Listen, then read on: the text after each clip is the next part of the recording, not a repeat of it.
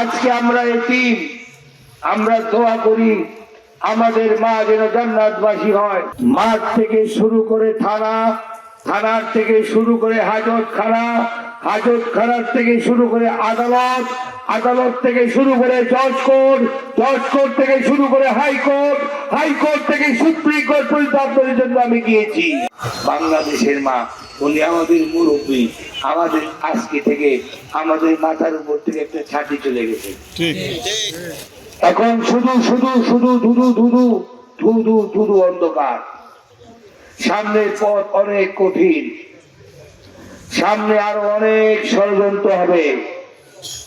মা বাবার ছায়া থাকলে সন্তানদের যেমন কোনো কষ্ট হয় না, আর মা বাবার ছায়া না থাকলে আমরা যার মা নাই বাবা নাই আমরাই বুঝি কত কষ্ট।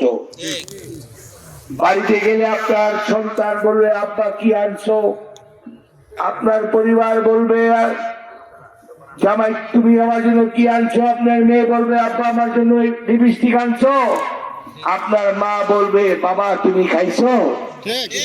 এটাই ডিফারেন্স, এটাই পার্থক্য মা সন্তানের সাথে। আজকে আমরা এতিম, আমরা দোয়া করি আমাদের মা যেন জান্নাতবাসী হয়। আমি যে কথা আজকে বলার কথা নয়, তবু আমি আপনাদের কাছে দায় মুক্ত হওয়ার জন্য দুটি কথা বলতে চাই, আপনারা যদি অনুমতি দেন। দীর্ঘ 25 বছর যাবৎ আপনাদের সাথে আমি সুখে দুঃখে থাকার চেষ্টা করেছি, আন্দোলন সংগ্রামে আপনাদের পাশে থাকার চেষ্টা করেছি।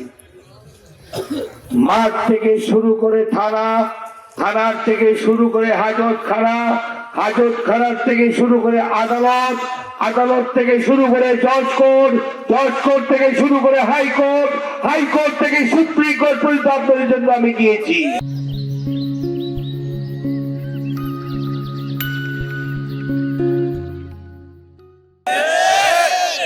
আমি আপনাদের পাশে থেকে সুখে দুঃখে থেকে এই জাতীয়তাবাদী শক্তিকে দীর্ঘ 25 বছর লালন করেছি। আমি জিয়ার সৈনিক, আমি বেগম খালেদা জিয়ার সৈনিক, আমি তারেক রহমানের সৈনিক।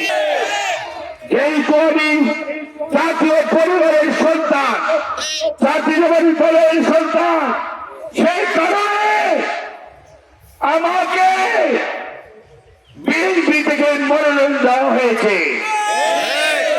অদ্যবধি আমার মনোনয়ন বাতিল করা হয় নাই।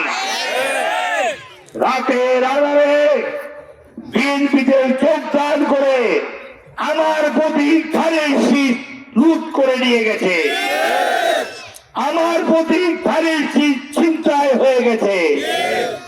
এই বিচার দেওয়ার জন্য আজকে আপনাদের আমি এখানে ডেকেছিলাম। আমি আপনাদের কাছে বিচার চাই। সুখে দুঃখে যদি আমি আপনাদের পাশে থেকে থাকি, সুখে দুঃখে যদি আমি আপনাদের সহকর্মী হিসেবে থেকে থাকি, সুখে দুঃখে যদি আমি মা বোনদের খবর নিয়ে থাকি, তাহলে আপনাদের কাছে আমার একটি উদাত্ত আহ্বান। আমি মনোনয়ন দাখিল করেছি, মনোনয়ন দাখিল করেছি আপনাদের সাথে কথা বলার জন্য। মনোনয়ন প্রত্যাহারের সুযোগ আছে। আমি আপনাদের সাথে অনুমতি চাই। আপনাদের ধানের শীষের মার্কা উপরে বসে ছিনতাই হয়ে গেছে, আপনাদের ব্যালটের মার্কা, আপনাদের সিল, আপনাদের ভোট কিন্তু ছিনতাই হয় নাই।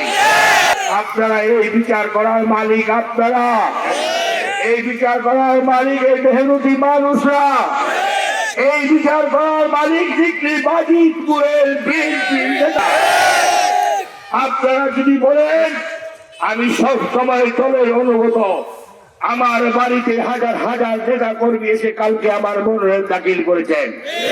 আমি বলেছি আমি একনিষ্ঠ এবং অভিজ্ঞ এবং অভিডিয়েন্ট একজন কর্মী। আমি দলের সিদ্ধান্তের বাইরে যাব না, কিন্তু আপনাদের চোখের পানি আমি দেখতে পাই, সহ্য করতে পারতেছি না।